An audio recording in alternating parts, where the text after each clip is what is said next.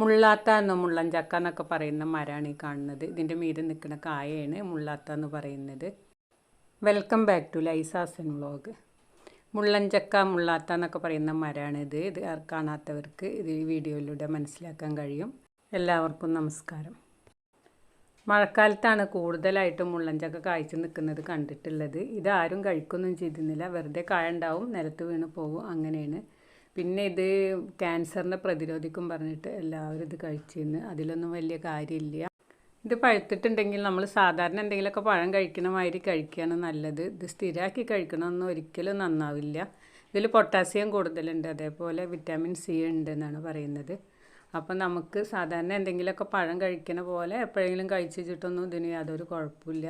ഇതൊരു മരുന്നായിട്ടൊന്നും നമ്മളിത് സ്ഥിരം ഉപയോഗിക്കുന്നൊന്നും അത്ര നല്ലതല്ല. പിന്നെ ഇതുള്ള സമയത്ത് ഒരിക്കലോ 2 പ്രാവശ്യം നമ്മൾ ഉപ്പേരി വെച്ച് കഴിച്ചിട്ടും ഒരു പ്രശ്നവുമില്ല.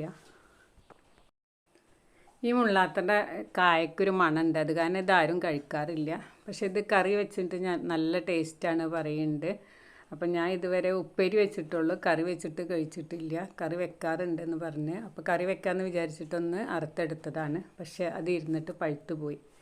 അപ്പം ഞാൻ ആ വീഡിയോ ഒന്ന് നിങ്ങൾക്ക് കാണാമെന്ന് വിചാരിച്ചിട്ട് എടുത്തതാണ്. ഈ മരത്തിൻ്റെ കമ്പിൻ്റെ മീതേക്കാളും കൂടുതൽ ഇതിൻ്റെ തടിയുടെ മീതെയാണ് കായകൾ ഉണ്ടാകുന്നത്. അപ്പോൾ നിങ്ങൾക്ക് കണ്ടാലറിയാം ഇതിൻ്റെ തടിയുടെ മീതെ പൂക്കൾ ഉണ്ടായിട്ട് നിൽക്കുന്നത്. ഇതാണ് ഇനി കായായിട്ട് മാറുന്നത്. ഹൈ BP ഉള്ളവർക്കൊക്കെ ഇത് കഴിച്ചാൽ BP ലോ ആവുമെന്നൊക്കെ കേട്ടിട്ടുണ്ട്. അപ്പോൾ BP ലോ ഉള്ളവരൊന്നും കഴിക്കാതിരിക്കുകയാണ് നല്ലത്. ഈ കാണുന്നത് ഇതിൻ്റെ പൂവാണ്. ഇതാണ് പിന്നെ കായായിട്ട് മാറുന്നത്, ഈ മഞ്ഞ കളറിൽ നിൽക്കുന്നത്. ഇപ്പോൾ കുറേ ഡോക്ടേഴ്സിൻ്റെ വീഡിയോസൊക്കെ ഞാൻ ഇതിനെ പറ്റിയിട്ട് കേട്ടിട്ടുണ്ട്. അപ്പോൾ അവരൊക്കെ പറയുന്നത് ഇതാണ്, ഇത് നമ്മൾ കൂടുതലായിട്ട് ഉപയോഗിക്കരുത് എന്ന് തന്നെയാണ് പറയുന്നത്.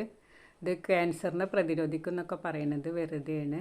അപ്പോൾ അതിന് വേണ്ടിയിട്ടൊന്നും ആരും കഴിക്കരുത്, പഴമായിട്ട് കഴിക്കുക. അതുപോലെ നമ്മൾ കറി വയ്ക്കുക ഉപ്പേരി വയ്ക്കുകയൊക്കെ ചെയ്യുന്നതുകൊണ്ടൊന്നും വലിയ പ്രശ്നമില്ല. എപ്പോഴെങ്കിലും എല്ലാ ദിവസവും നമ്മളിത് കഴിക്കൊന്നുമില്ലല്ലോ. അപ്പോൾ ഈ കാണുന്നതാണ് ഇതിൻ്റെ പഴം. ഇത് പച്ചയായിട്ടാണ് നമ്മൾ ഉപ്പേരിക്കൊക്കെ ഉപയോഗിക്കുക. കുറച്ച് മൂത്ത കായാണ് കേട്ടോ നമ്മൾ ഉപ്പേരി വെച്ചാലും കറി വെച്ചാലും ഒക്കെ ടേസ്റ്റ് ഉണ്ടാവുക. ഇതിരുന്നിട്ട് പഴുത്തു പോയി. അപ്പോൾ ഞാൻ ഏതായാലും ഇതിൽ നിന്നൊരു കഷ്ണം കഴിക്കാമെന്ന് വിചാരിച്ചിട്ട് മുറിച്ചെടുക്കുകയാണ് ചെയ്യുന്നത്.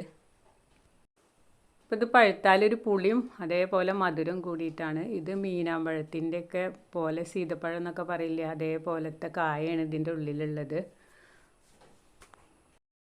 അപ്പോൾ നമുക്ക് വീഡിയോ ഒന്ന് കണ്ടു നോക്കാം.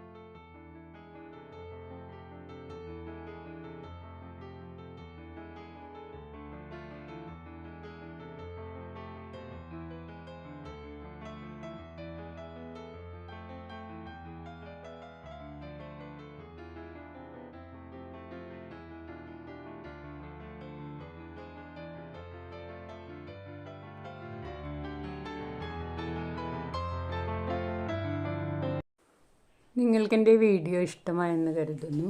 വീഡിയോ ഇഷ്ടമായാൽ നിങ്ങളെൻ്റെ ചാനൽ ആദ്യമായി കാണുകയാണെങ്കിൽ സബ്സ്ക്രൈബ് ചെയ്യാനും ലൈക്ക് ചെയ്യാനും ഇഷ്ടപ്പെട്ടാൽ കമൻറ്റ് ചെയ്യാനും മറക്കരുത്.